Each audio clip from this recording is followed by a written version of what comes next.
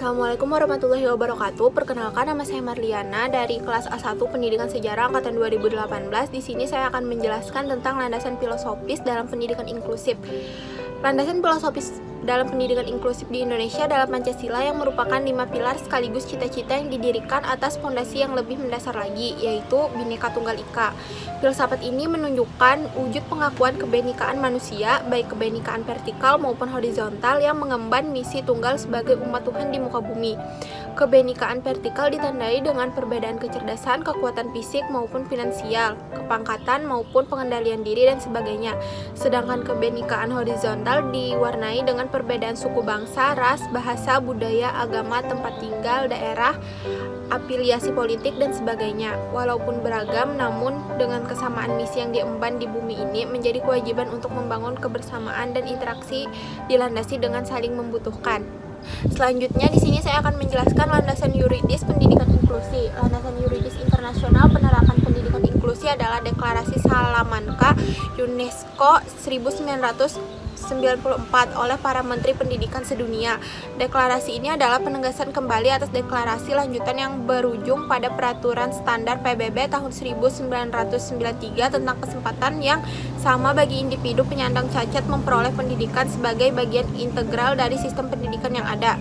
Deklarasi Salamanca menekankan bahwa selama memungkinkan semua anak belajar bersama-sama tanpa memandang kesulitan ataupun perbedaan yang mungkin ada pada diri mereka. Di Indonesia, penerapan pendidikan inklusif dijamin oleh Undang-Undang Nomor 20 Tahun 2003 tentang Sistem Pendidikan Nasional yang dalam penjelasannya menyebutkan bahwa penyelenggaraan pendidikan untuk peserta didik menyandang cacat atau memiliki kecerdasan luar biasa diselenggarakan secara inklusif atau berupa sekolah khusus. Terima kasih. Perkenalkan, nama saya Nora Sisi Paliani. Saya dari Pendidikan Sejarah kelas A1 angkatan 2018. Di sini saya ingin menjelaskan tentang landasan inklusi pada bagian landasan pedagogi. Di sini saya menjelaskan terlebih dulu apa itu pedagogi. Pedagogi adalah suatu ilmu dalam membimbing seseorang ke arah tertentu atau bisa disebut dengan ilmu pendidik. Landasan pedagogi merupakan sarana seseorang untuk memberi pendidikan dalam rangka mencapai tujuan pendidikan nasional. Dalam pendidikan inklusi, pada dasarnya ABK mempunyai kebutuhan pendidikan yang berbeda. Guru akan berusaha melakukan asesmen terhadap AKBK untuk mendapatkan informasi apa yang dapat dilakukan dan senang dilakukan oleh ABK tersebut. Ada pasal yang terkandung, yaitu Pasal 3 Undang-Undang No 20 tahun 2003 menyebutkan bahwa pendidikan nasional adalah berkembangnya potensi pendidik agar manusia menjadi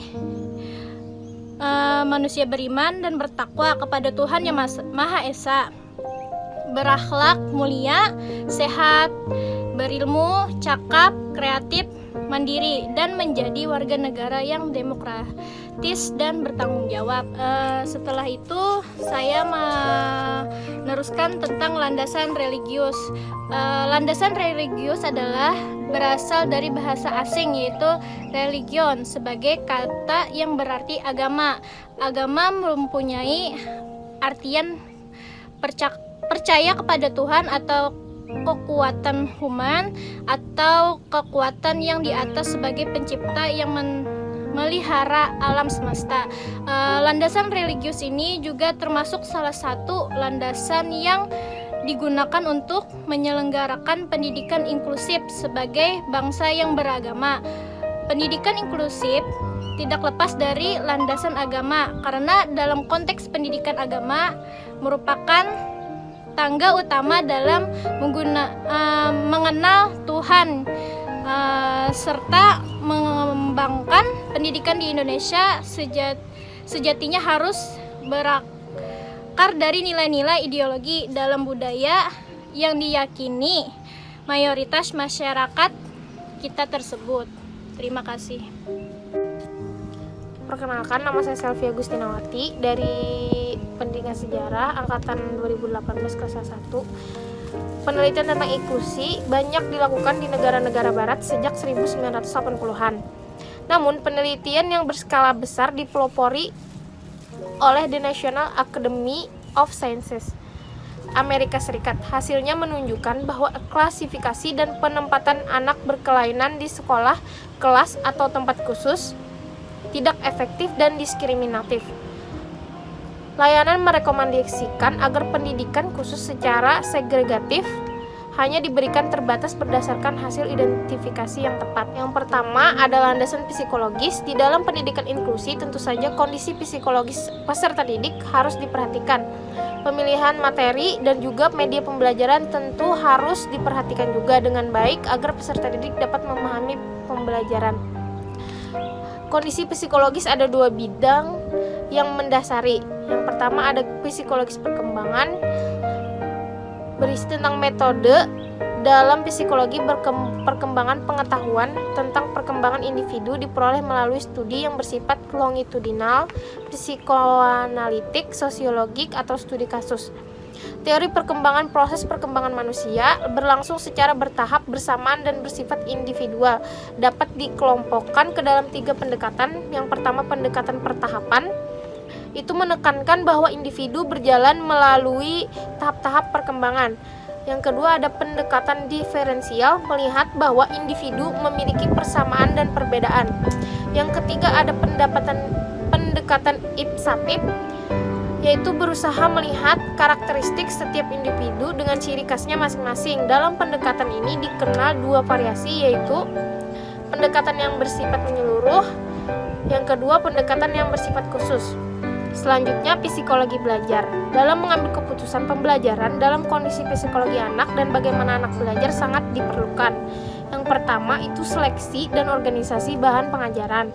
Yang kedua, menentukan kegiatan belajar, mengajar yang menarik dan efektif. Yang ketiga, merencanakan kondisi belajar yang optimal agar tujuan belajar tercapai. Selanjutnya ada landasan empiris. Landasan empiris pendidikan inklusi. Yang pertama ada Deklarasi Hak Asasi Manusia 1948. Yang kedua ada Konvensi Hak Anak 1989, Konferensi Dunia tentang Pendidikan untuk Semua 1990, Resolusi PBB nomor 48 atau 49 tahun 1993 tentang persamaan kesempatan bagi orang berkelainan. Yang kelima ada Pernyataan Salamanca tentang pendidikan inklusi 1994. Yang keenam ada Komitmen Dakar mengenai pendidikan untuk semua tahun 2000. Yang ketujuh ada Deklarasi Bandung 2004 dengan Komitmen Indonesia menuju pendidikan inklusif.